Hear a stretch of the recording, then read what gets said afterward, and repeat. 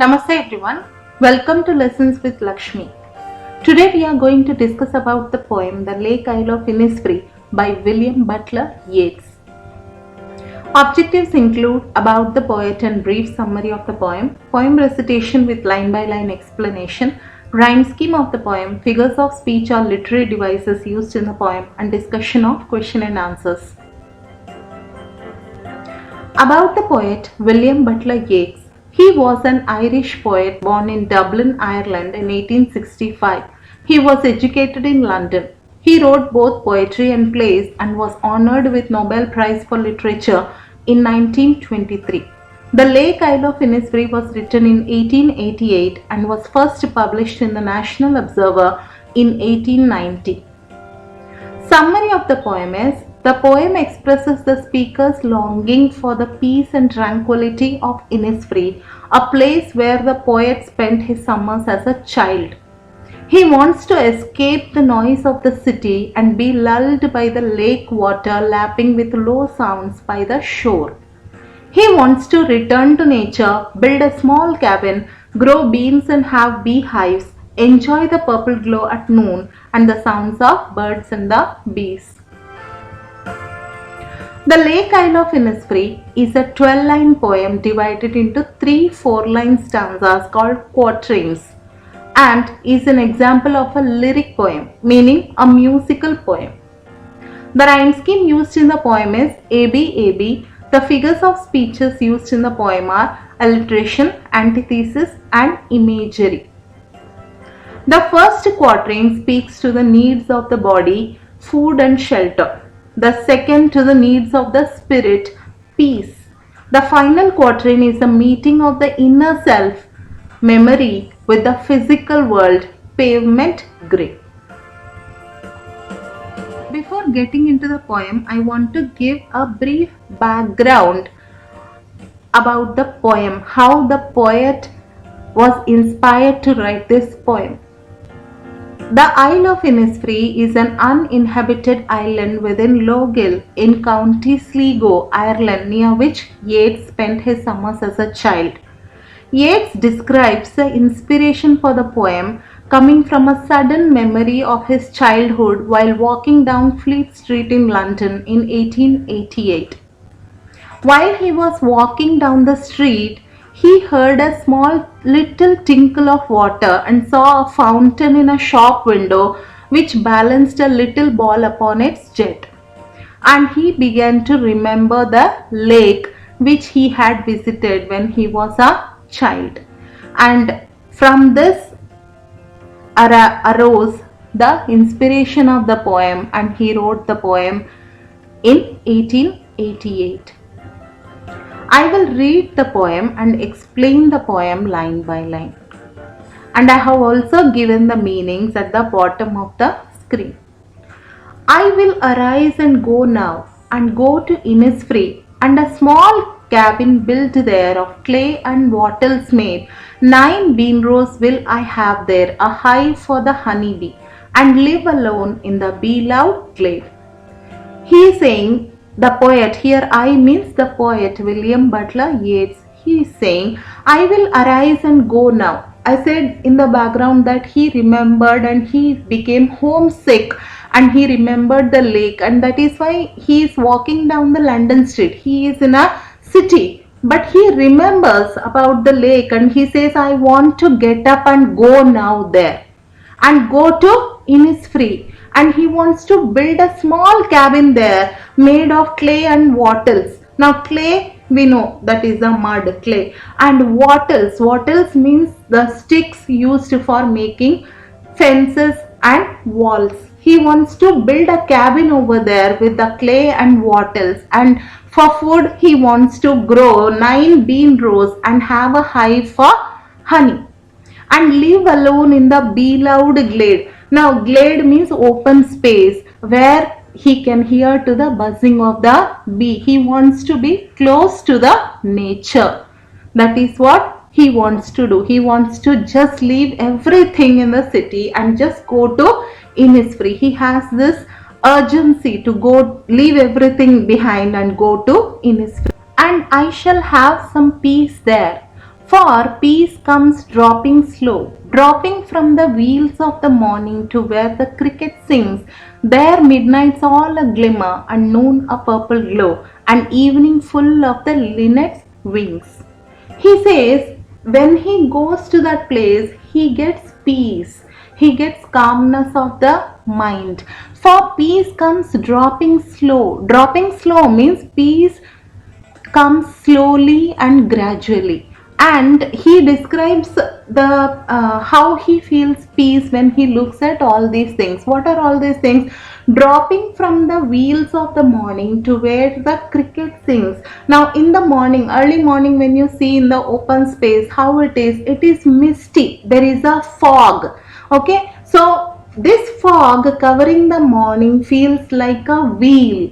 Wheel is a woman who is wearing a what do you say, parda or a curtain. When a woman wears a thin fine material that covers her face, that is called as parda or curtain she is wearing. That is a veil.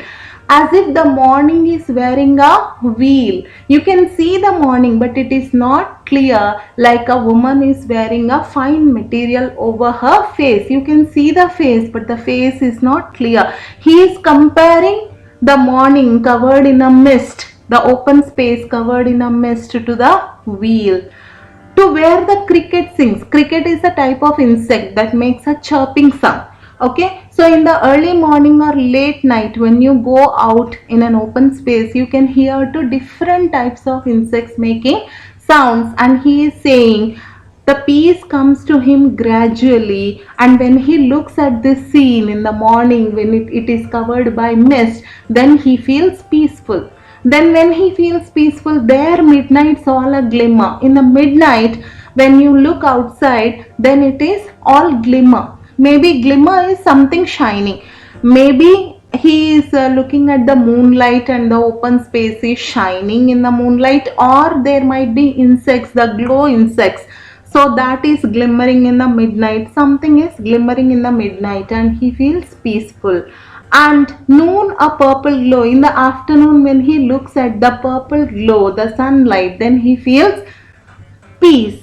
And evening full of the linnet's wings. Now linnet is a type of bird. Maybe the bird is returning to the nest in the evening, and it is full of, the evening is full of linnet birds flying, so he can see the flapping of the wings of the linnet birds. And he says when he looks at the scene in the evening of the linnet birds flying, he feels peaceful. I will arise and go now, for always night and day I hear lake water lapping with low sounds by the shore, while I stand on the roadway or on the pavement's grey, I hear it in the deep heart's core. Now he is saying, I will arise and go now. Why he wants to go to Innisfree? Because he misses it so badly. He says, for always night and day, means throughout the day, he can see or hear, he can hear the water lapping the shore, means the water striking the rocks at the shore, and he can hear to the water making that lapping sound while he is standing on the road. Now he is explaining wherever he is in the city, when he is standing on the road or the pavement which are grey in color, when he was standing, he can hear those sounds. He misses that place, so he says, I want to get up now and go there, because he misses the place a lot. Why? Because he keeps on hearing the lake water striking the rocks and making that low sounds.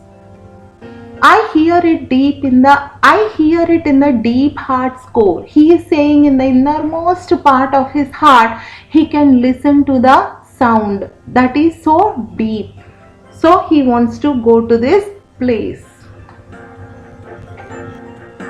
So the rhyme scheme of the poem includes, see, rhyme scheme means we have to take the last word we will take and compare it with the next line last word. Here Innisfree, made, both words are not rhyming, so the first we will be giving it as A. And then Innisfree, made is not rhyming with Innisfree, so we will give B. Now next one, you see the next word is B. B and Innisfree, E. It is rhyming with the B. So the next one will be A because it is rhyming with Innisfree. And the next one, Glade, Innisfree. No, it is not rhyming. Glade, made, aid it is there. So we can say it is B. So the rhyme scheme of the first stanza is AB, AB. Let us check with the second stanza. See, slow, glow, O sound is matching. So that is rhyming. And then sings, wings is rhyming. So the rhyme scheme remains CD, CD. Slow, glow will have C and sings, wings will have D. And in the next stanza, check day, grey. Both rhyme together, and shore, core rhyme together. So we can give the rhyme scheme as EF, EF. If you see the pattern, it is same. AB, AB, CD, CD. Pattern is same. That is AB, AB. So the rhyme scheme of the poem is AB, AB. And let us check the figures of speeches of the poem. Here I have highlighted and underlined the lines, and I'll explain you the figures of speeches. First one, hive for the honeybee. Her sound is repeating here. If you see this hive, H, her, honey, her, these sounds are repeating. So we can give that figure of speech as alliteration. Because in alliteration, if the same consonant sound is repeated, then we say it is alliteration. Here, hive, honey, her sound is repeated. And night and day are two opposite words. Night, day are opposite words. So we have to give the figure of speech antithesis. And when you look at the word lake, lapping, low. Lake, lapping, low. La sound is repeating. So we can give the figure of speech as what? Yes, alliteration. Then the whole poem, if you look at, say, when you close your eyes and imagine, see, and a small cabin built there, clay and wattles made, now 9 bean rows. You can imagine that these things. And when the wheels of the morning, when he says wheels of the morning, and when we think misty, the morning is misty, it is covered with fog, we can actually imagine. So the whole poem, the figure of speech is imagery. The whole poem is imagery, visual imagery. The last part of our poem is discussion of question and answers. What kind of place is Innisfree? Think about the 3 things the poet wants to do when he goes back there. What are the 3 things he wants to do? He wants to build a small cabin made of clay and wattles, and he wants to plant 9 rows of beans, and he wants to keep a honeybee hive. These are the 3 things he wants to do from stanza 1. In stanza 2, what he hears and sees there and its effect on him. What does he see? He sees the morning covered with wheels of morning. That is a misty, cloudy morning. He sees the mist over the mist is explained as a wheel covering the morning. He sees that, and he hears to the song of the cricket. Cricket, we said, it's an insect making a chirping sound. So he hears to the song of the cricket. He also sees the purple glow of the sun in the afternoon, and at night he sees the glimmering, shining of the night. And then he also sees the birds flying, the linnet birds are flying in the evening, where he sees the linnet birds' wings flapping in the evening sky. What he hears in his heart's core, even when he is far away from Innisfree. In stanza 3, what does he hear in his heart's core? He hears to the lake water striking the shore. The sound of the lake water striking or hitting the shore of the lake. This is what he hears in the heart's core. By now you may have concluded that Innisfree is a simple natural place full of beauty and peace. How does the poet contrast it with where he now stands? Now we said that the poet is walking on the road of the London, Fleet Street, and he sees a fountain and he remembers about the lake. What is the contrast? Means what are the opposites? How he explains the lake and its life, and how he explains where he is standing on the street of the London. That is the question. So what is the answer? You will write what we have explained in the first question, second point. On, he hears, what he hears and sees. You have to explain everything. Here you will explain that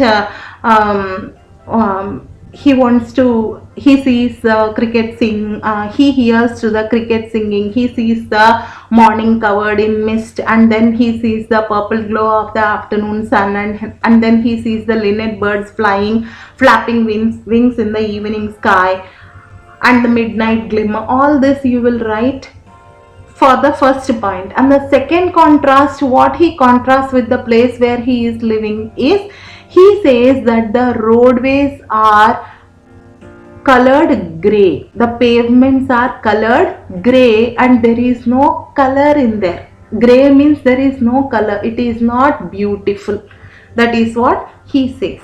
Okay, whereas in the first point he says the place is beautiful, it is nature is full of beauty, whereas in the second point the city is grey, looking grey, and there is no beauty in there.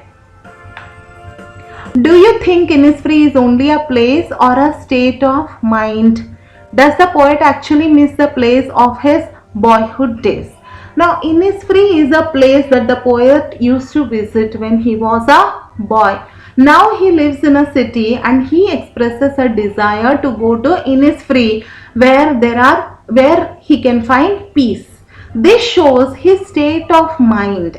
Okay, it might be the place, but it is also a state of mind. He misses the place when he went as a boy, and now it is in his mind that he wants to go to that place. The lake water lapping at the shore is in his mind, so we can say that it is a state of mind. Okay, so does he? Yes, he misses the lake that he used to visit when he was a child, because he hears to the lake water lapping. Okay, but the words the poet uses to describe what he sees and hears at Innisfree. Beloved glade. What is beloved glade? The buzzing sound made by the bees in the open space, that is called as a beloved glade. Evenings full of the linnet's wings. Now linnet is a type of the bird, and when it is flying across the evening sky, it flaps its wings. This is the image the poet sees in his mind. Lake water lapping with low sounds. What pictures do these words create in your mind? These words draw an image of the sound of lake water striking against the shore of the lake. This is what we can see in our mind. So with this we finished. Okay, one more question. Look at these words. Peace comes dropping slow, dropping from the wheels of the morning to where the cricket sings. What do these words mean to you? What do you think comes dropping slow from the wheels of the morning? What does to where the cricket sings mean? Now, here it is a feeling of being at peace. The peace comes to the poet slowly and gradually. So in the morning, the open space is covered with mist. How the mist leaves?